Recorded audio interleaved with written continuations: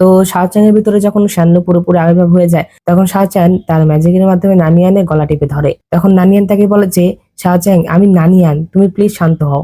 যখন শাওচ্যাং নানিয়ানের কথা শুনে তাকে ছেড়ে দেয়, আর তখন নানিয়ান বলে যে, তুমি এমনটা কেন করলে? আর তখন শাওচ্যাং বলে যে, পাঁচটি সমুদ্র যখন পাতালে চলে যাবে তখন সবাই অমর হয়ে যাবে। তখন নানিয়ান বলে যে, না, তুমি এটা করতে পারো না, তুমি এটা করতে পারো না। তখন শাওচ্যাং বলে যে, কেন? তাহলে তুমি কি আমাকে মারবে নাকি? এই কথা শুনে নানিয়ান তার কাছে এগিয়ে যায় আর তাকে বলে যে, আমি তোমাকে হত্যা করব না, আমি কখনো তোমাকে তাড়িয়ে দিব না। এই কথা বলে সে শাওচ্যাংকে কিস করে, আর কিস করার সাথে সাথে শাওচ্যাং এর জ্ঞান ফিরে আসে। সবাই সরো মাউন্টেনে চলে এসেছিল, শাওচ্যাং সেখানে ঘুমিয়েছিল। আর অন্যদিকে নানিয়ান, ইন, সরো মাউন্টেনের প্রধান তিং এরা সবাই মিলে আলোচনা করছিল।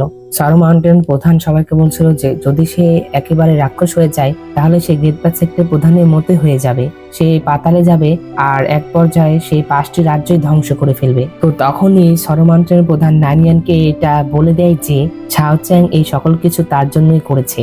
শাওচ্যাং জানতো যে সেভেন সিন্স ম্যানুয়াল মানুষের আত্মাকে গ্রাস করে আর তাকে শুধুমাত্র ইনজুর শক্তি দমন করতে পারবে, আর যার জন্য সে তার শক্তি একত্রিত করার জন্য গ্রেট প্যাথ সেক্টর প্রধানের ভিতরে যে সকল ইনজু ছিল তাদেরকে সে তার মধ্যে শুষে নেয়। সে তার জীবনের বিনিময়ে তোমার জীবন বাঁচাতে চায়। তখন তারা সবাই সরো মাউন্টেন প্রধানকে বলে যে না না, এটা কোনোভাবেই হতে পারে না, তাকে আমরা